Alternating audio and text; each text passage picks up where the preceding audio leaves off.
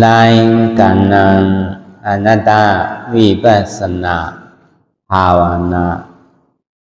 ทานยอดทำอนัตตาในไหนดัง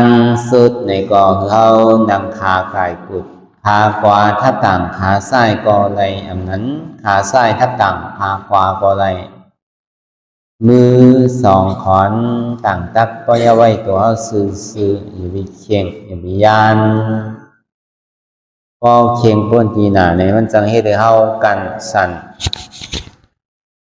ก็หย่อนย่านป้นทีหนาในมันจังให้ได้เฮารับเงาเฮานอนเนี่ยว่าพอตัวเฮาเคียงก็ใจเฮาก็เคียงก็ตัวเฮาหย่อนย่านในก็ใจเฮาในก็หย่อนย่านจังว่าอำเคียงป้นอำหย่อนย่านป้นก็อย่างในกอคือเฮารับหูเนอเปิดหูยานปียารับตาเนอเปิดตายานปียาอยากด้วยดีมันน้อวิญญาณธาตุใจเตียนเฮาผู้นั้นอันไหนเสียนอันในเตียนมันพูดบอกเกิดขึ้นเป็นมานั่นไหนคือเฮาหมอวางเป็นอนัตตาไหนเสียงเดียนเฮาเลยถ่อมเลยยินอยู่เสียงดีนั่นในก็อัมมันอัมกึมเสียนอัมดีนั่นในก็อัมมันอัมกึมเสียงลีดูดูเสียนอัมลีดูดูนั่นก็มันกึมเสียงนี่ก็มันเป็นเสียงด้วยหนังกอมว่าอะไรอนัตตาหมักตาเดียนในหันหางนั่นในก็หางดีนั่นในก็อัมมันกึมหางซ่านั่นในก็อัมมันกึมหางดีก็ดูดูหางซ่าก็ดูดูนั่นก็มันกึมอันหอมนั่นในก็มันกึมอันเหม็นนั่นในก็มันกึมหอมดูดูเหม็นดูดูนั่นก็มันกึมอันดีกินนั่นในก็มันกึมอันนำดีกินนั่นในก็มันกึมอันดีกินดูดูอันดีกินดูดูนั่นก็มันกึมอันดีนุ่งดีที่ดีเตอร์นั่นในก็มันกึมอันนำดีนุ่งดีที่ดีเตอร์นั่นในก็มันกึมอันดีที่ดูอันดีที่ดูดีนุ่งดูอันนี้นุ่งดูนั่นก็มันกึมอันเสือกนั่นในก็มันกึมอันนำเสือกนั่นในก็มันกึมเสือกดูอันเสือกดูนั่นก็มันกึมนั่นก็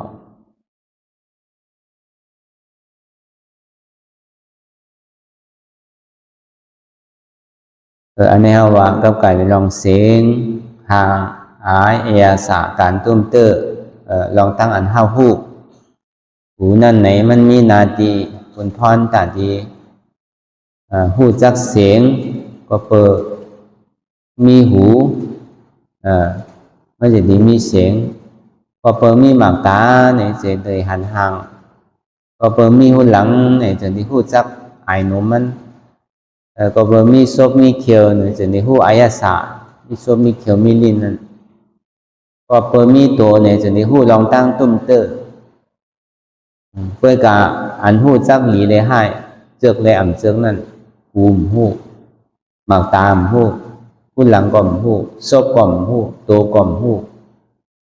อันหูเจือกอ่ำเจือกเนี่ยมันเป็นใจมันส่งมาดีใจเสียงจังว่าอันไหนเช่นอันไหนที่มันพูดต่อเกิดขึ้นเป็นมานั่นไหนคือเฮาหมอวางที่ใจอันหูนั่นดีเลยให้มันมีดีใจอ่ำเจือกก็เบออันหัวเจิกนั่นในก็เปิดใจมันเจิกอันเจิกนั่นในก็เปิดใจครับหัวมันเจิกดูอันเจิกดูนี่ก็เป็นใจเพราะว่าหูก็หูลองเสียงมันหูลองทางหมากตาก็หันลองทางมันหูลองเสียงนั่นอันแหลนนั่นก็มันเหตุการณ์กว่าหั่งไผ่หั่งมันก็ว่าอันดึงมันเนี่ยอันโตนมันเงามันเต้ๆเนี่ยมันเป็นใจเนี่ยเป็นธาตุหูจังว่ากำหนำนั้นเพราะมันหนังภาวนาย้อนว่าเสียงเตียนเป็นอะไรยองย่อเลยสังเสียงเตียนเป็นอะไรเสเน่นั่นเลยสังมันพูดบอกขึ้นมาอันเป็นอะไรว่าห้างเฮาเนี่ยว่าลองสังเสก็ยาว ตั้งหลังปนมานะก็ในทางเดียนเท่าเลยหันอยู่เอาลองตั้งหลังอันเท่าเลยหันนั่นมาวนอยู่เมื่อเดียวมันก็เลยเสียในแค่น่ะ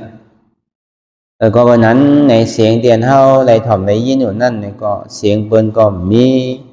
เสียงเฮาก็มีเสียงเขาก็มีเสียงเก่าก็มีเสียงนี่ก็มันเป็นเสียงหลายๆแกเสียงหลอกๆหลายๆแกเสียงนี่ก็ว่าอุปเปิงพองเหนือมันไหลอนัตตามาตาเดียนเลยหันหางนั่นเนี่ยก็หางเปิ้นก็มีหางเฮาก็มีหางเขาก็มีหางเก่าก็มีมันก็เป็นทางหลอกหลายๆที่นั่นเรื่องหนังเก่าว่าอะไรอนัตตาผู้ลังเทียนเท่าไรไอ้นนนั่นมันมีเสียวเปิ้นมันมีเสียวเฮามีเสียวเขามีเสียวเก่ามันเป็นสภาวะธาตุโลกมันหนึ่งเนี่ยพอพัดทองมาเอามันตั้งอยู่แล้วก็มันรู้กว่าไอ้หนังเก่าอายาศาสตร์ตั้งกินนั่นเนี่ยเมียวเป็นเฮ็ดหวานเมียวเขาเฮ็ดหวานเมียวเฮาเฮ็ดหมาเมียวเก่าเฮ็ดในหวานเนี่ยก็ลองอ่านล่าลองตั้งกินนั่นเนี่ยก็กินเปิ้นก็คืออยู่กว่าเมื่อย่ำไปตายก็หัวที่ได้กินกว่ากินเปิ้นก็คือขันธาเฮาอยู่กว่าแต่ว่าอยู่ก็ที่ได้กินอยู่กูขิงกูข้าวยำมีขึ้นมีลืมใจเนี่ยกับกายได้ลองนุ่งลองไว้ลองที่ลองเตื้อนั่นก็เหมือนนั่นหลังเก่าโคเปินโคเขาโคเฮาโคเก่านั่นในสัง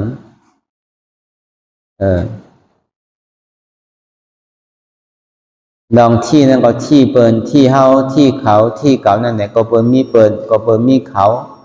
ก็เปินมีเฮาก็เปินมีเก่าเนี่ยมันส่วนที่มีลองตั้งตุ้มเตื้อตอนที่มีลองตั้งนุ่งไว้จะวันนุ่งที่ไรเปียงเปิ้นจะวันนุ่งที่ไรอยู่เนื้อเปิ้นจะวันนุ่งที่ไรกัดแขนหรือเปิ้นใจเนี่ยนุ่งปุ่นตาที่ห่มหับต้าวันจ้านบวยเพราะมันที่เตอร์ตัวเนี่ยก็โอนห้าแข็งห้าพอเวียกไว้ก็นั่งห้าพอว่างไว้ก็เว้าห้าขนาดนี้มันก็เป็นสภาวะธาตุดินอันหนึ่งมันจะว่ามีการมีขันธ์สังในก็บุกเปิงพองำเหนือมันไหลอนัตตา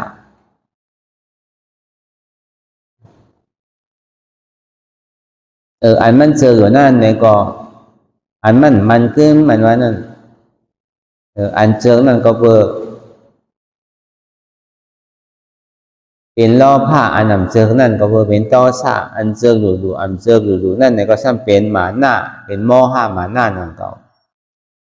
แต่ว่าอันเจอนั่นในก็เกิดขึ้นตั้งอยู่ย่อก็รู้กว่าอันเจอใจนั่นอันนำเจอใจนั่นในก็เกิดขึ้นตั้งอยู่ย่อก็รู้กว่าอันเจอใจดูอันเจอใจดูนั่นในก็เกิดขึ้นตั้งอยู่ย่อก็รู้กว่าสองอันมันเป็นสภาวะอนัตตาเสียงก็เป็นเสียงด้วยมีเสียงเป็นเสียงเฮาเสียงเขาหางก็เป็นหางมีหางเป็นหางเฮาหางเขาไอ้นมก็สภาวะธาตุโลกมันหนึ่งมีไอ้เป็นไอ้เฮาไอ้เขายาสาตั้งกินนั่นในก็มีเมียวเป็นเมียวเฮาเมียวเขาเมียวเก่าลองนุ่งลองไว้นั่นในก็มีเมียวเป็นนุ่งเมียวเป็นเขานุ่งเมียวเฮานุ่งเมียวเก่านุ่งใจนุ่งปุ่นตาตีห่มหับต้าวันจ้าใจเตียนเลยห้าผู้อยู่นั่นในก็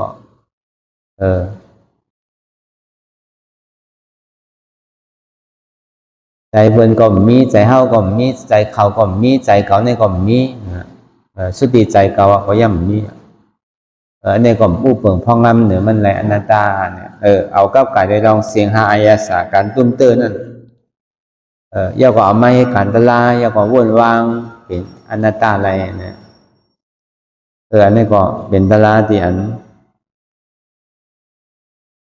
กับกายได้ลองเสียงลองหังลองไอลองยาสาลองการตุ้มเตอร์เนี่ยก็เมื่อกับปานพุทธาคำราเปลี่ยนเสาเฮาเนี่ยอันเป็นไรทบไรตะลากว่าตอนหลังไรถอมไรยิ้มน่ะเนี่ยหลอกไรเพื่อพอยังเป็นโตกเป็นซอตาปานโตกเป็นยาห้านตาปานของเขาสองว่าอันไรเลยมันเป็นตะลาได้มันมีอันวันของบอกพอหนังอยู่ขามได้ขามอยู่เพื่อการลองเสียงเนี่ยมันจังไม่ยากเขานั่นแบบก็มันเสียงแหลดก็มันเสียงลมก็มันเสียงจากก็มันเสียงรถก็มันเสียงกาใช่ไหมเขาบอกให้ขามเลย ต้องว่าเสียงนั่นก็คือเขาขำไรเขาพูดอะไรโอ้พอเขาเปลี่ยนมาอยู่ดีมาแน่พอเขาจำตายมาแน่เนี่ยเป็นซ้ำเสียงเขาใครได้ถอมได้ยินซ้ำดังขึ้นแห้งขึ้นมากกว่าเขาซ้ำจังกับว่าทางเพื่อนทางเก่าถ้าพอเขากลุ่มการเป็นต่อเช้าเนี่ยก็ตั้งกว่าเขาเนี่ยมันดิ่มกว่าตั้งดีนั่นน่ะแต่ว่าลองเสียงนั่นก็เขาก็ดีเลยพึกไว้ลองอันเขาใครหันนั่นก็เขาก็หลบพึกไว้ลองอันห้ามใครโน้มนั่นเนี่ยก็เขาก็หลบพึกไว้ลองอันห้ามใครกินนั่นก็เขาหลบเลยพึกไว้ลองอันห้ามใครนุ่งใครไหวนั่นเนี่ยก็เขาก็ดีเลยพึกไว้ลองอันห้ามพวกใครเจิกใส่เขานั่นเนี่ยก็เขาก็ดีเลยพึกไว้เพราะวันนั้นอ่ะอันห้ามาเหตุการณ์ตุลาเนี่ยดีเลยว่าอะไรกูเจอกูลองหัวดีเลยทอมยินลองตั้งเสียจัดตลาลองตั้งเกิดตั้งเท้าตั้งเปลี่ยนตั้งตายเลยถอมกูวันเลยถอมกูขิงอันนี้แต่พอเอาว่าลึกๆว่าเดี๋ยวเขาใครถอมอีกนะเขาได้ใครถอมว่าอย่าไปเท้าอย่าไปเจียวเท้านาคือหนุ่มเสคือหางหลีหางงามเสอย่าไปเป็นย่อกาคือหายย่อกาหน้าเนี่ยตั้งเจ็บตั้งไม่ตั้งไข่ตั้งหนาวเนี่ยอย่าไปมาจำมานาอย่าไปเนี่ยตายไว้นาเนี่ยเขาได้ใครยินสินะพออยู่เพื่อนเอาแต่ก็การเข้ามาอยู่ดีจ้างด้วยกันตลาดเนี่ยห้ามใจที่นั่นเนาะเรียกก็คือ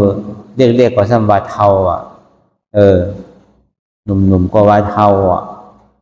เมียหัวก็สัมวัดตึกเทาเราตั้งเทาพอมาวนด้วยเนี่ยก็ในอับหนุ่มเดี๋ยวเพื่อนนั้นได้ย่ำไปเทาขึ้นเปิดเตอรู้เนี่ยก็ใครวนก็ดีวนก็หนังเก่าก็เพราะว่ามันเป็นความเสียใจมันเป็นความมันหมันจือใจเต้ๆนี่แหละคือเขาพอไหลถอมไหลยินอยู่ติ๊กใครถอมก็ว่าการดีไหลถอมก็บอกมันเป็นเสียใจตราก็มันใจเขาหมออิ่มหมอเวอร์เขาตึกว่าเขาหนุ่มไปเท่าง่ายๆย่อกาเนี่ยมากง่ายๆตายเนี่ยก็ไปใครตายง่ายๆยังดีอาสังเนี่ยดียาวต่อถึงปากเศร้าเนี่ยสังอันเท่าว่าเหลือปากเศร้าได้เขามุงบ้องปางก็ว่าใครเหลือใจเอาอย่าไปว่าปากเศร้า80 90ก็ว่าใครเหลือใจเอาน่ะคนอายุอาศัก8 90เนี่ยก็ใครก็ใครอาศักยาวหนังเก่าเพราะอาศักยาวมาเนี่ยมันอยู่หยาบอย่างก็มันเหมือนเก่าลูกดีเต้มันได้เข้ากลมใครถอมใครยินนะลองตั้งเกิดตั้งเท่าตั้งเปลี่ยนตั้งตายแต่นะเฮแลเข้าตีอ่ำเท่าในที่เข้าใครยินที่นั่นนางเลยเข้าติ่มเป็นนางเลยเข้าติ่มตายในเข้าใครถอมใครยินที่นั่นนางเลยมันตีหางหลีหางงามนางเลยดีดูดีด้วยนางเลยดีเวยดีหางดีซ่านั่นเข้าใครหันที่นั่นเข้าใครหันลองตั้งสุภาอาสุภาหันว่าในห้องใครหันนะก็เลยก็มุงมองสุดต้องใครหันนะก็กับป้าเมื่อห้องหันในเมื่อเลยเข้าสมดีตื่นเข้าสมกลุ่มไก่หยอกตัวเขาเรียนตัวเขาอยู่กูมือกูวันน่ะเหมือนเฮิรนหลังหนึ่งแหละมันหมดโป่งบงแม่เนี่ยมันต้องใส่กินอยู่ตั้งวันตั้งคืนนั่นน่ะมันตีก่อยตีดูตีปังเมื่อไรก็มหูต้นเต้มันเอาสีมาตาไว้ตั้งนอกมันในดีดูดีด้วยเช่นนั้นแค่หนังเก่าคนเท่าในเกาะพอมันหลอกด้วยเนี่ยตีเลยว่าตั้งแต่ซี่โกต่อไปตีเนี่ยมันเป็นตุ่มขี้มันหมดมันใจเป็นตีสุภาพเดี๋ยวแหลมเป็นอสุภาพร่อนๆเป็นของตู่ของเนาของเมนูตัวเราวนตัวเรียตั้งแต่ซี่โกต่อไปตีเท่านั้นเหมือนหนังหัวเนี่ยไปสูบตัวมอกเลินนึงอย่าไปว่าเลินก็2-3 วันก็ใครวีอยากก็ยีว่าใครเต็มหัวน่ะตื่นเจ้ามาอย่าไปสูบหน้า2-3 วันน่ะยีเต็มตาตื่นเจ้ามาอย่าไปวนปากอย่าไปสีเขียวด้วยขี้เต็มเขียวอย่าไปอาบน้ำด้วย3 วัน5 วัน7 วันเนี่ยโคหางหลีคือก็มันหางหลีใส่น้ำหอมคือก็มันหอมแล้วผมอาบน้ำด้วย3 วัน7 วันแต่พอมาวนท่าสางตัวเนี่ยตั้งแต่จี้โหต่อไปทีเนี่ยเป็นตุ่มขี้ร่อนๆเขาไหลปอดไหลสุกไหลสีไหลโทไหลล่าง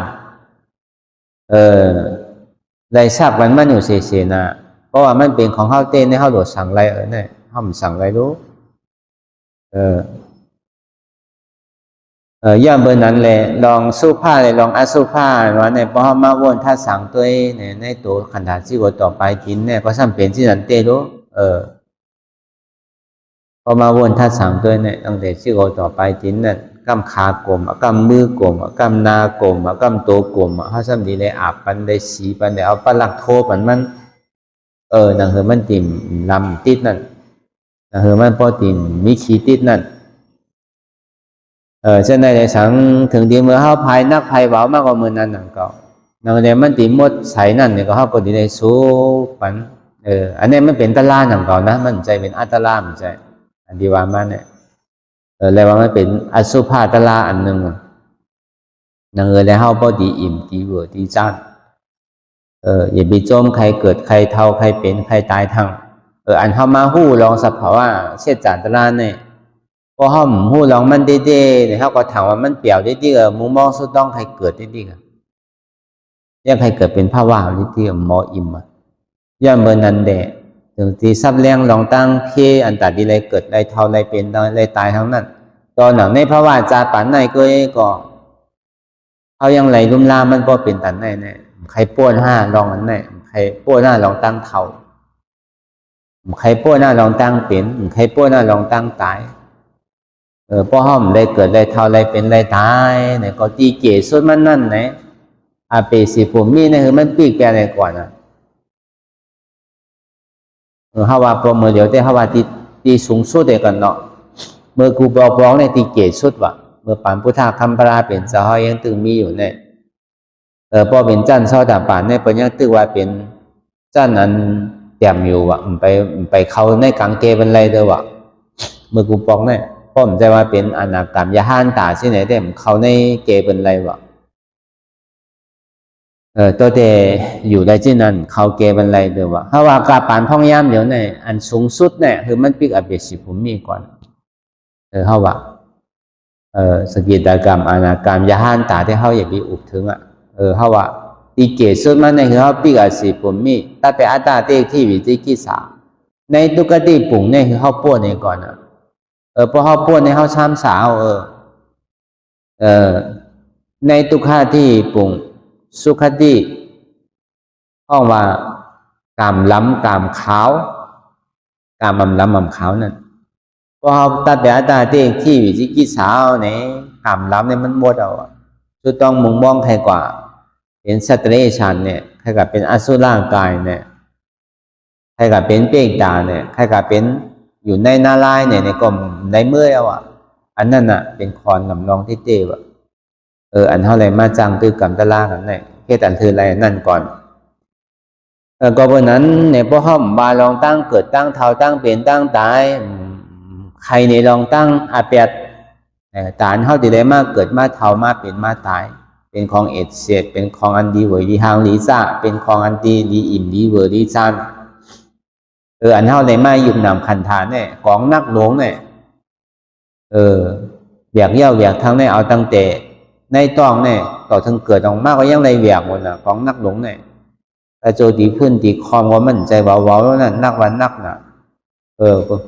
อยู่ในต้องก็เป็นนะซ้ำนักหนังเก่าขันฐานเนี่ยของง่ายๆก็มันใจถึงดีเกิดออกมาเนี่ยมันใจเบาแล้วนั่นนอนตักง่ายไว้กระโจตีพื้นก็ง่ายๆน่ะก็เป็นมันนักเนี่ยเฮ็ดกว่าเฮ็ดมามันจะนี่ก่อยพื้นอะไรรู้โดยเช่นนั้นกาเนี่ยมันนักต่านหือเนี่ยซ้ำหนูพึกการทางกันโน้ก็เบอร์มันนักน่ะมันเบียกของนักไว้ลูกซึ่งก้างอะไรไปเรียนก่อนเนี่ยมันใจลูกมันเหมือนหนังเจ้าซิมบัลลี่อายุ7 ขวบอยู่ในต้องให้เกิดบอกมากก็ไปก็เดี๋ยวมันใจเช่นนั้นลูกดูเขาตั้ง7 ปีเนี่ยปีคานใจก็คือละอันนี้เขาก็ย่ำไปถึงว่าขนาดกองนักหลวงอันว่านั่นแต่ที่พึกความก็ง่ายๆแต่ที่พึกการเนี่ยก็ง่ายๆแต่ที่พึกไปทั้งเนี่ยก็ง่ายๆนักวันนักนั่นน่ะแต่ที่พึกลาทั้งต่อถึงใหญ่ขึ้นมาเนี่ยมันสมัยยาวน่ะเพราะอายุอาสาเขานำมาดีๆอยู่60 70จะไม่ยาวมีหูก็หนกมีตาก็โมมีเขียวก็วางมีเนื้อมีหนังก็เหี่ยวลูกหยาบนั่งหยาบไปหยาบลูกก็ข้างนั่งก็ข้างมาเนี่ยนะดีได้มี3 ขอนครับเนี่ย2 ขอนเนี่ยมันไรเอาน่ะว่าอะไรก็สั่นค่อนเรารู้ป้อมสตีมระว่างก็ซ้ำปีนล่วงกว่าซ้ำช่างถูกซ้ำเป็นเด็กแพทย์ ตายผักตายสังย้อนมันหนังเก่าป้อมลุ่มลาตัวก็ก็ใน3 ขอนก็มันเปลี่ยนอะไรดีเลยเอา4 ขอนเฮ็ดก่อเฮ็ดมาดีเลยเอา8 ขอนเอาก็ไหนนักก็เฮ็ดก่อเฮ็ดมาเนี่ยมันจังไปเอาก็การดีเลยก้านเอาขึ้นก็การดีเลยนอนตากง่ายนอนสักแข้งก่อสักแข้งมาเฮ็ดก่อเฮ็ดมามันจังนึงอันนั้นนะเปิ้นเฮาว่ากองนักลงคันธาเนี่ยนักก็วนด้วยเอาตั้งแต่เกิดมาต่อถึงตายเฮาเบียกมันมาอยู่ตั้งแต่ในต้องรู้ของนักลงเนี่ยพอได้ฮู้ได้ถอนได้ยินพอมอกขันได้ยาวในก็ถุงที่มุงมองสุดท้องใครเปลี่ยนทางเย้าว่ะพอก็ไหลใครป้นลองตั้งเกิดตั้งเท่าตั้งเปลี่ยนตั้งตายเนี่ยอย่าไปโกเกิดอย่าไปโกเท่าโกเป็นโกตายอย่าไปโกเจ็บโกแสบโกไม่โกแก่นว่ะเอาอันหน้าตาก็ของที่ว่ะอย่าไปกายใจติดใจจับใจแป้นนั่นใดว่ะพอมันหันพูดบวกเกิดขึ้นเป็นมายาวเนี่ยก็คือเข้าว่างเป็นอนัตตาที่ว่ะมันมาเรียนเดี่ยวดีตัวก็อ่ำใจตัวมาดีใจก็อ่ำใจใจมาดีเจ็บก็อ่ำใจเจ็บเอาในว่างกว่าที่ว่ะก็เมื่อนั้นเมื่อกูบอกเนี่ยเปิ้นได้ถอนได้ยินตะลาไอ้มอกขันได้ก็เนี่ยก็เปิ้นก็เลยเป็นอริยะก็เบิ่หังเนี่ยก็เปิ้นมีมีพันไว้นำเก่าอ่ะมันมีอยู่2 วัตถุ2 อันเลยพอดีเป็นแห้งใส่เฮาได้จ้างถือกรรมกว่ามันใจว่าเป็นลาลีไลกว่านำเก่าอย่างว่ามันมีมีพันได้เฮ็ดไว้นำเก่ามันเหมือนเจ้ายาฮานเขามีอยู่7 เจ้าวะเมื่อกาปานพระเป็นเจ้าก็ทราบป้าศาสนามันเจ้าในสุดเสียงกว่าเย้าจำสุดเสียงเย้าเนี่ยเจ้าสังขายาห้านเขาก็จมนะวะอันเจ้าคำป้อจอมมีในจอมเฮ็ดจอมการตลานั่นน่ะเขาก็ว่าดีอ่ะพระเป็นเจ้าก็ทราบป้าเอานี่ป่านกว่าก็เขาใครอยู่ซื่ออยู่เขาใครกินซื่อกินเขาใครเฮ็ดซื่อเฮ็ดเนี่ยมีไผมาลาดมาสั่งมาสอนให้เนี่ยทางอีกนึงว่ะจุ่มมันเนี่ยฉันมีนามเลยจุ่มมันใครเฮ็ดตลาวะในสังขารเนี่ยในวันในวานเนี่ยก็เนี่ยเขา7 ก็เขาจากนี้มาปังกลุ่มกันว่าโลเขามาอยู่จงคนเมียวเนี่ยชีดียังงานของพุทธะข้ามพระเป็นเจ้าสู่ไดเซมเย้าหยาก็เบิกใครออกป้นม่วนหลอดในขอบตายขอบเกิดเขาสมัยยากคนเมียวเนี่ยลองตั้งยังงานเนี่ยมันสั่งถูกว่าเขามาอยู่จงคนเมียวเนี่ยมันเดียวเขาถูกดีเมื่อเอาเมื่อหาตารางกันมันจะว่าหลุดเลยอยู่จำว่าอยู่จำว่าปริยัติก่อนสอนปฏิบัติก่อนเฮ็ดอันนี้บอกว่า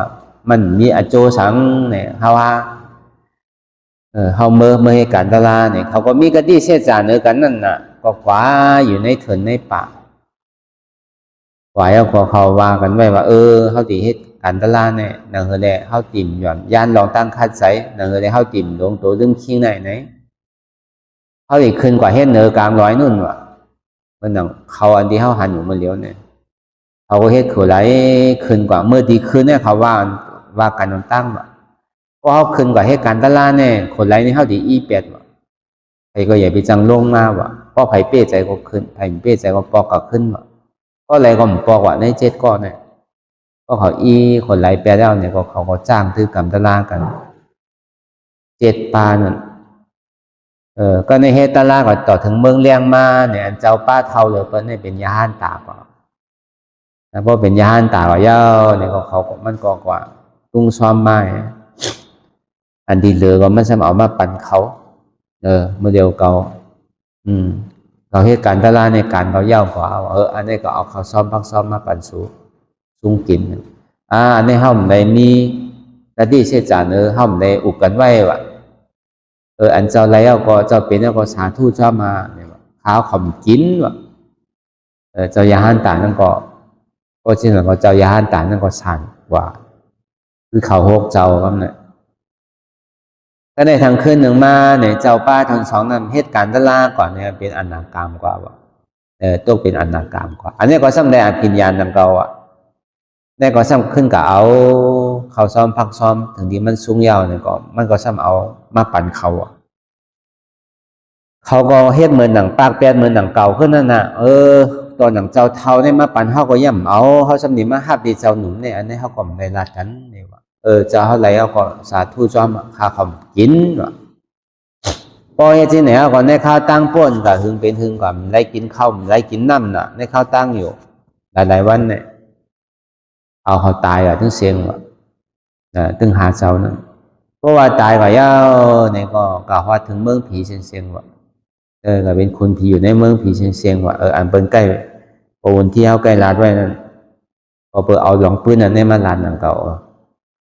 ป้อนนางกับมาท่านตายไหนแต่ก็พวกโกนตายก็เป็นผีนั่นน่ะพอตั้งปอดไต้หลวงเนี่ยบนห้องว่าคุณผีนั่งผีน่ะเนาะก็ดีมาว่าที่ตั้งปอดออกซ้ำไรว่ะก็เป็นผีเนี่ยเขามาเป็นเพจว่ะดีเลยว่าเทวบุตรเทวดานั่นน่ะก็ตายกับก็พวกโกนตายกันแน่พวกโกนใจตายกับก็เป็นเทวบุตรว่ะเพราะว่าคนยิงตายกว่าเนี่ยครับเป็นเทวรานั่นน่ะจังว่าพวกคนตายก็เป็นเทวราเป็นคนผีนั่งผีนั่นน่ะเพราะอัตตาตายก็เป็นอริยาอันเขาสองเจ้าได้อัตตาตายเอาลูกอัตตาตายกิเลสารนั่นก็กวายไปเสียงเอาลูกในหิงหาปากอันเจ้าป้าทนหนึ่งนั่นเจ้าป้าทนสองเนี่ยกวายไป8 ตัวน่ะเจ้าอนาคามนั่นก็เป็นนั้นเนี่ยก็เขาก็อยู่ในเมืองผีเสียงว่ะก็ฮอดถึงเมืองผีเสียงว่ะก็ในไหว้สีพระเป็นเจ้าก็ตมาเฮามายาวเนี่ยป้องเกิดขึ้นเป็นมายาวเนี่ยในข้าวตั้ง100,000เนี่ยพุทธาดีเกิดขึ้นมาเนี่ยก็เลยก็หาแต่ดีเป็นพุทธาวะก็เลยก็เพราะว่าเฮ็ดทางเหมือนเปิ้นก็เปิ้นมาเป็นเจ้าญาหันตาที่วันนั้นก็เฮ็ดทางหย่องใครเปิ้นดื้อหลังเนี่ยดัดอำเข้าตราซ้ำเป็นพญาปอมใหม่เนี่ยพ่ออ่ำใจเสียจ่าซ้ำเป็นเสียจิกจอมเนี่ยนะพ่อเป็นไรมาโผล่ตัวเก่าซ้ำอ่ำหันเนี่ยตาตันจงจุงตามบอดกอดข้อกันตกลุกนี่นั่นน่ะปามพลาเป็นเจ้าก็มีนำนะวะก็เมื่อนั้นในแหละถึงมาวันหนึ่งในเมืองนั่นเนี่ยเมืองป่าฮิยานั่นน่ะเฮาที่ไรใกล้ได้ยินอยู่ป่าฮิยาอันนี้ก็มันก็กระเฮ็ดปอกายเลยซ้ำแตกว่ะซ้ำพรน่ะเพราะว่าแตกแล้วเนี่ยก็โคกของอย่างเนี่ยมันจมน้ำหมดอ่ะมันก็ตามดีเลยมันซ้ำกับยับเลยไม่ปอดหนึ่งไงแหละมันก็ตายนั่นน่ะก็บ่มันเป็นจัดกำนึงสุดเนาะก็มันนับตัวตายง่ายๆว่ะโกเนี่ยก็สิเป็นจัดสุดท้ายเนี่ยเพราะเป็นนั้นเนี่ยก็เพราะมันดีลุยในเสือโคมันซ้ำนักแล้วมันก็ถอดเสือออกเสียงๆว่ะมันก็จะดีลุยอะไรกอบไม่มากเลยอาสาก็รอดมาอยู่ในฝั่งโอนมาในฝั่งไหลอยากหาเอาไม่อย่างมากเลยมาเฮฮับตับว่าไว้ของอันบ่วยอันทางมันจ้ามันน่ะเจ้าก็เอาก็กันเนยเนี่ยกับตุ้งกินข้าวบนว่ะตอนไหนโกนหวานโกนเมื่อในเป็นสว่ามันเป็นเจ้ายาห้านตาว่ะของว่ามันนุ่งโคมเหมือนเปิ้นนั่นน่ะเจ้ายาห้านตาในเปิ้นเอาสังเงาโคก็ยังเปิ้นยังนุ่งอ่ะเนี่ยนะ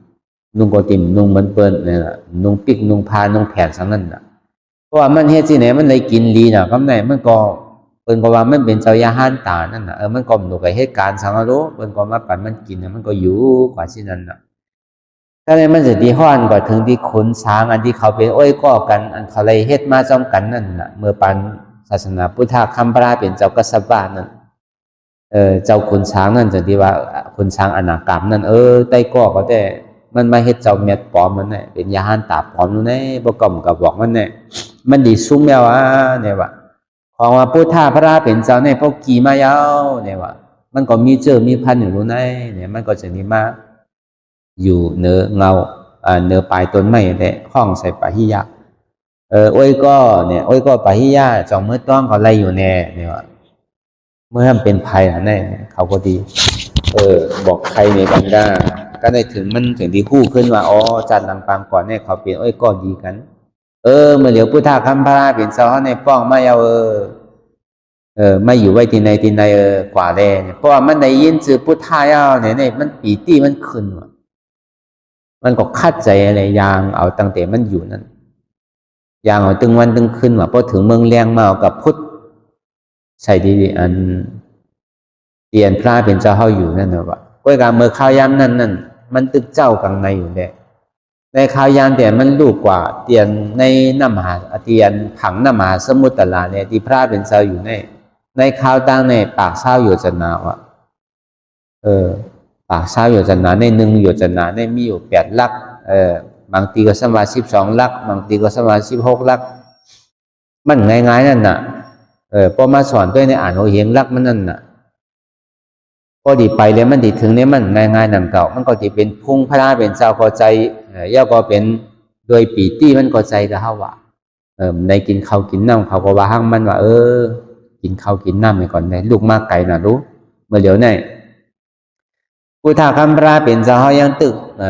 ออกกะลุงซ้อมอยู่ว่ากำมาเสียเนี่ยว่าไปไว้กำเนี่ยว่ามันขำไปว่าตั้งตายมาเนี่ยมันดิมาเมื่อไรหูว่าก็บัวมันก็ไรสังเวกานั่นน่ะพอแจกก็กำตายนั่นน่ะตั้งตายมาเนี่ยมันดิมาเมื่อไรหูว่าพอติกลุ่มกับไปกิ่งใบข้าวได้กำดีตายทั้งแก่ในนั่นน่ะใครว่าที่ไหนกาเขาว่ามันก็กระทำด้วยว่าพระเป็นเจ้าเนี่ยออกก่อตั้งไหลกว่าเส้นตั้งไหลมันก็เนี่ยกับชอหานั่นน่ะนะพวกกับชอหายเอาในพระเป็นเจ้าก็จะมันก็จะดีกว่าไวสาพระเป็นเจ้าค้าเมื่อเดี๋ยวค้าเขาลุกที่ไหนมาในข้าวตั้งตีข้าวเขามาในข้าวตั้งมีอยู่ปากเช้าอยู่จันนะก็ในพระเป็นเจ้าสำคัญว่าเพราะว่ามันโกนเท่าในเพราะมันมีศรัทธาป้นตีป้นตั้งหนาในปีตีแห้งป้นตีป้นตั้งหนาในเนี่ยมันขันไรหนาล่านั่นเนี่ยมันกึ่งกลางตาดีห่อตะลาปันเตอวะห่อก็มันดิ่มไปเข้าใจเตอวะมันดุกตีไก่มากก็ต้องก็ยังต้องก็ไม่ก็ห้างมันเนี่ยใจศรัทธาก็แห้งก็ห้างมันเนี่ยอันคือก็ซ้ำห้างมันไหลเจอไหลลองกันพระเป็นเจ้าสันติว่ากั้มก่อนเล่เนี่ยว่าไปเขากว่าตุ้งซ้อมปอกมาดีๆก่อนเมื่อเคยถามเมื่อเคยถามไหมเมื่อเดี๋ยวได้อย่าไปถามเตอะตั้งตายว่านั่นมันไปเห็นไปข้าวขาพระเป็นเจ้าเฮาเนี่ยพระเป็นเจ้าเฮาหามถึง3 ปอกถึงหาม3 ปอกก็มันก็ย้อนในตุกย้อนเนี่ยกับใน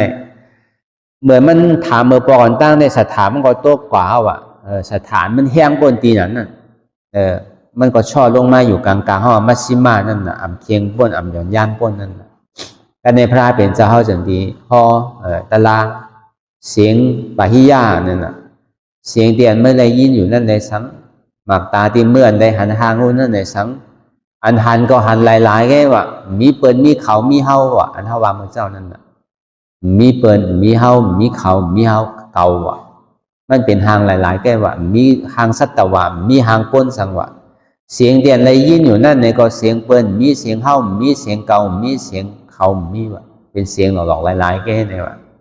ในก็อุปเปิงของมันไรเวียนตานั่นเสียงหลายๆเอาเจ้าปะหิยาเนี่ยมันตกเป็นยาห้านตากว่านั่นน่ะเลยยินลองเสียงลองหางในแกตกเป็นยาห้านตากว่าพอเบอร์มีพันอะไรเหตุการณ์ทะลาไว้เมื่อปานพลาดเป็นเจ้าก็สปาหนังเก่าว่านั่นอันเท่าใครมาเมื่อเจ้านั่นน่ะจังดีไรทะลากว่าก็เนี่ยมันก็ย้อนเข้ามาในศาสนาตกเป็นยาห้านตาเอานั่นย่ำไปได้นุ่งเจ้าสังกัดไปได้นุ่งโคขาวโคเผือกเหมือนเท่าเตอมันก็ย้อนเข้ามาในศาสนาย้อนเป็นลูกหากพุทธคำพระเป็นเจ้าพระเป็นเจ้าเอาหยามันเจ้าสู้กว่าตัวแต่เพราะเป็นนั้นก็เมื่อก็หาเครื่องปฏิขาล่ามาแล้วเนี่ยเพราะว่ามันเถิกที่ไรเป็นในพระเป็นเจ้าเขาที่ห้องมาฮิพิคุเนี่ยก็มันดีเข้ามาเป็นเจ้ามัทเทที่อายุมีอยู่50 ว่าสังการเนี่ยก็มันตีออกมาเลยตีบเลยมาออกมาเลยออกต่อมิติกว่าอันนี้มันซ้ำไปได้เทิกว่าไปได้ดูยามต้านมันกึ่งตานตาดีไรเป็นเดินนั่นกะเฮาอ่ะมันก็มีลองอาจ้องนั่นเก่าเมื่อกะหามาแล้วพาเป็นเจ้าก็ซ้ำขึ้นจ้าแบบตรงซ้ำมันก็กะซอดูขามหาเครื่องปฏิขาล่ะเหมือนข้าวยามมันยังตึงมือนั่นเนี่ยก็ในเมียพายหลวงมันหายาวเนี่ยก็มันจะดีผ่านเฮ็ดโวเฮ็ดกายตั้งมาซื่อๆเอามาตอมันตายไปทำตีว่ะไปที่ยานตั้นใดเป็นเจ้าสังขารยังอ่ะก็เบอร์ซัมมี่ลองอาจ้องวันหลังหนังเก่าวันนั้นได้เฮ็ดทางกันไว้ว่ะซัมป้าเจ้าไปที่ยานในป้าหนึ่งว่ะเมื่อยันตื่นเป็นพระเทวนั่นเขามีได้ก่อกันใน5 ก่อว่ะเขาก็เอามนเสื้อจอมก้นมนก้นเปี่ยวเอามนเสื้อจอมเมียบอกยาเมื่อกูบอกคนมีน่ะนางงามเมืองใช่ไหมก็ ก็ในพวกเขาอยาวมนเสื้อจำยาวเนี่ยเขาก็ปันกาปันขันยาวเนี่ยก็ในมันซ้ำหางเคืองกว่าแคมหนาเนี่ยเขาซ้ำแหมมันวะขามันตายในซ้ำเอาเคืองเอาโคเอาเงินเขาปอกขึ้นวะก็เบอร์นั้นในเขาตายเขากระโตกหน้าไล่หรือสิ่งนั้นก็เขามันก็จอมขาจอมแหมเขามาเนี่ยเป็นลายปอกลายจัดวะก็เบอร์นั้นเขาเลยเฮ็ดลองตั้งพิษไว้ที่นั่นแหละก็ซ้ำขึ้นในมากขามวะถึงดีเป็นยาหันตาก็ห้ามป้นได้อย่างเก่าไหวเสียนั่นมาเนี่ยพระเป็นเจ้าปอกไม้ก็จะดีลิ้นสายไงอ๋อเมื่อเดี๋ยวเนี่ยป่าหิยาเนี่ยตายแล้วพระเป็นเจ้าก็จะดีห้องเอาหาไม้เผาเอาดุกเอามาไว้นี่จ้องเสียนะบุญนั้นมาเกาะไว้ก็เบอร์เราป่าหิยาเนี่ยมันเป็นยาหันตาด้วยเขาจะดีเล่ากันมาอ๋อต้นเต้เลยถ่อมตะลาเป้ดีเซลายเนาะใครเฮ็ดเจ้ายาหันลูกตีไก่มาพอเป็นดันแน่ก็แต่อะไรมาถ่อมตะลาผ้าเป็นเจ้าอีดอนหนึ่งแค่แน่ย่ำไปในคู่สังโยอย่างก่อนไปไรเนี่ยเป้แก่นดีเซลายเนี่ยวะเพราะว่าที่นั่นวะพระเป็นเจ้าสามารถขึ้นยินวะสุวาหือเนี่ยวะป่าหิยานั่งขาออกเนี่ยตัวแต่พระเป็นเจ้าเขาตัวแต่หวกในรองตะลามันอีดอนอีหนึ่งแค่เนี่ยมันตีหูหูตีปองก้มหูสวยพิถังเล็กวะตะลาอีดอนหนึ่งแล้วมันมีการมีคันนำเลยมีการมีคันให้ใจป่าหิยาวันนี้มันตกเป็นยาหันต่างกว่าเย้าพอดีเอาว่าจัดในแต่ก่อกรรมให้ก็การจัดหลังพ้นมาแต่มันกึ่งตานอยู่ว่ามันตายที่ไหนก็พอปืนมันในเหตุทางเพิ่นไว้เลยมันก็ติดในขามเนี่ยว่าในพระเป็นเจ้าเฮาสันดีเราเนี่ยลองจัดหลังปานก่อนนั่นน่ะจังว่าลองตะลาว่าเนี่ยมันหรือว่านำว่าเก็บเพราะป่องแจงเรื่องใจในลองเสียงก็หลอกๆลายๆก็เพราะเขาตัดไรเนี่ยก็มันเป็นตะลาเมียเอากำนำในห้องตัดไรน่ะลองเสียงนั่นลองทางนั่นลองเสียงนั่นอันที่มันมีจากยากก็เฮาอันเฮาแห้งน่ะในลองทางในลองเสียงพวกปัญญาบาเฮาไว้เนี่ยเฮาตึงมีปอกน่ะมันไก่มีรู้เป็นอันเป็นยองย่อเฮาแต่เป็นยองย่อเฮาเป็นปากปอกเฮงปอกเป็นว่าเฮาหลีอยู่แบบปากปอกเฮงปอกอะไรเฮาอ่ะเป็นจอมใจเฮาอยู่ปากปอกเฮงปอกในเฮาบ่ใครวนถึงลองอันเป็นเลยจอมใจเฮาเป็นดีต่อเฮาเนี่ยก็กับปอกเป็นไรที่ไรเนี่ยเขาปอกนึงเนี่ยมาวนมันอะไรก็ใจมันดีย้อนเปิดเสียงมันก็เนี่ยย้อนเปิดเสียงไงลูกตีเสียงมาเนี่ยพอเขาหันเปิดก็ใครตัวอ่ะก็เปิดเขาเจอก่อนละเมื่อยังตึกดีก่อนแต่เปลี่ยนชื่อก็ตัวกันนะเปลี่ยนชื่อก็ดีกันก็ถึงมันเมียนกันมาในทางดีตัดนั่งผ้าหันทางดีตัดถือเล่าตัดถือทางน้ำตัดถือก็มันถึงมีมันถึงว่าทางดีเป็นว่าทางดีก็มันถึงว่าทางจ้าเป็นว่าลีดูดีด้วยนะเนี่ยก็มันถึงว่าลีดูดีด้วยนะก็เพื่อทั้งทุกที่อันนั้นเมียนใจกันมากเลยเปลี่ยนนี่ก็มันก็เป็นลองตั้งที่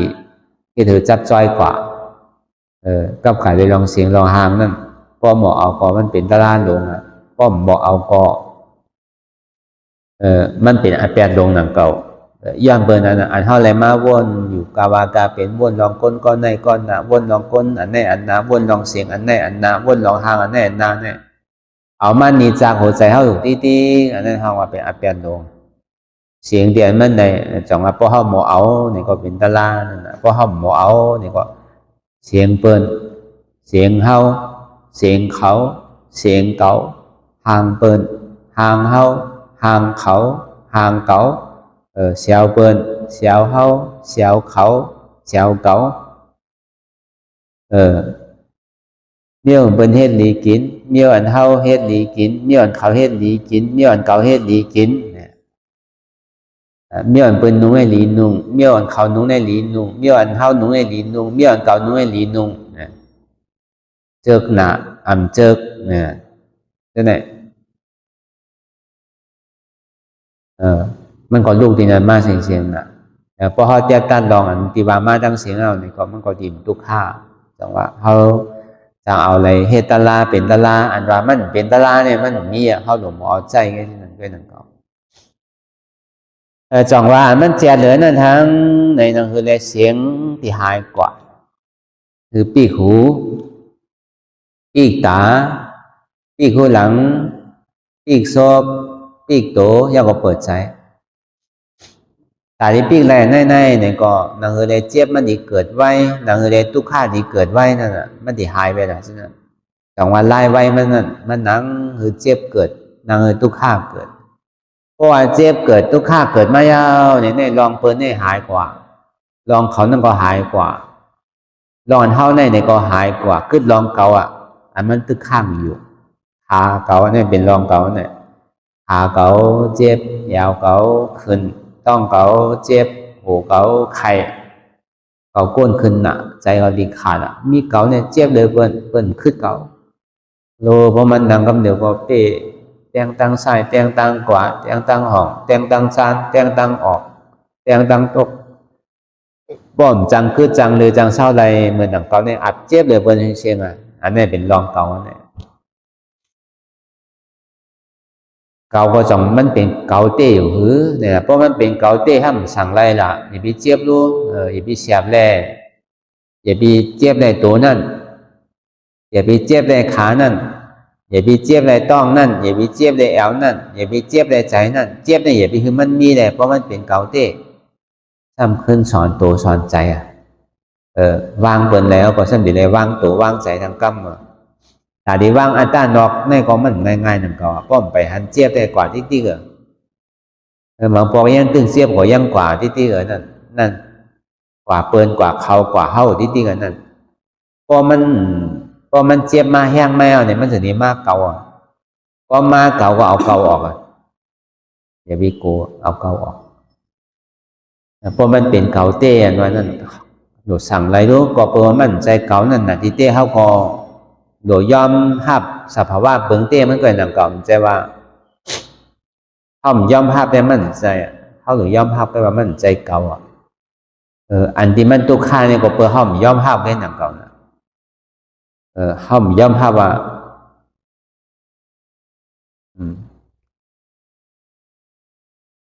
อันมันเกินในเขายอมหับอันมันเป็นตุกขาในเขายอมหับอันมันเป็นอนัตตาในเขายอมหับนะเพราะฉะนั้นมันกึมเป็นสุขาเป็นอัตตาจริงๆนะก็ซ้ำปิ่นลองตั้งวนตั้งหันเท่าว่าอ๋อตีเต้เนี่ยมันก็มีอันนู้นไหนปึงอิงอันใดก็มันได้อันใดก็มันมีลองตั้งสืบเป็นสืบรู้ติ๊กอยู่ที่เก่าทีเดียวอันว่าสุขาเต้ที่กัดยินเต้ได้เป็นอะไรมีอะไรเต้ตรงไหนมันมาโจกแก็บโจกข้าวกันตรงไหนตีเต้เนี่ยมันเป็นทุกขาหลงตรงไหนเนี่ยอันนี้เขาหลุดในคู่ใจไรนั่นที่อันเขาหยิบมาเป็นอัตตาอันเขาอุปเปิงพ่องอันมาใดเนี่ยเปลี่ยนอะไรด้วยเนี่ยเขาก็ซ้ำขึ้นเปลี่ยนมาหันขึ้นดองตั้งหันหมันแมนกันอันเขายามหันพิดวนพิดไว้เสียๆนั่นซ้ำปอกขึ้นมาหันหมันแมนวนหมันแมนมันก็มีกันในตลาดเนี่ยมันก็ไม่ใช่ว่ามีซ้ำลองตั้งมีปัสนาเนี่ยของเขาหัวหลวงเราปึ้งมันแต่ก็เขาหลวงยักษ์ด้วยตั้งแต่ชื่อหัวต่อไปติ้นเนี่ยในฟองหนาเนี่ยอันว่าเป็นเฮามีเฮาเตียนเฮาอุปเปิงพ่องอันที่สำไรเนี่ยมั่นใจของเขาเองเจอเห็นลองห้ามอุปเปิงพ่องอันมันไรเตะมั่นใจตัวของเขาเตะยอมห้าอะไรว่ามั่นใจตัวของเขาในเป็นอนัตตามั่นใจเขาเป็นอนัตตาเจ็บในก็มั่นใจเขาอนัตตาตรงนี้ว่าหันอยู่ผู้อยู่ยอมห้ามวางเป็นอนัตตาหันเจ็บผู้เจ็บหับเจ็บหันทุกขา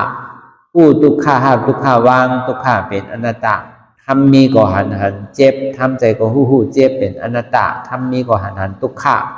ทำใจก็หูว่าทุกขาเป็นอนัตตาทำมีก็หันบ่อ่ำใจหูเก่าอ่ำใจขาเก่าอ่ำใจมือเก่าอ่ำใจตัวเก่าอ่ำใจเก่าอ่ำใจเจ็บเก่ามันเป็นอนัตตาในก็เขาวนยาวข้าวยามหึงอย่าไปว่าไพ่น่ะอย่าไปว่าเทิงน่ะเตียนเฮาหันเตียนเฮาวนเตียนเฮาวนเตียนเฮาหันนั่นหึงเพียงกัน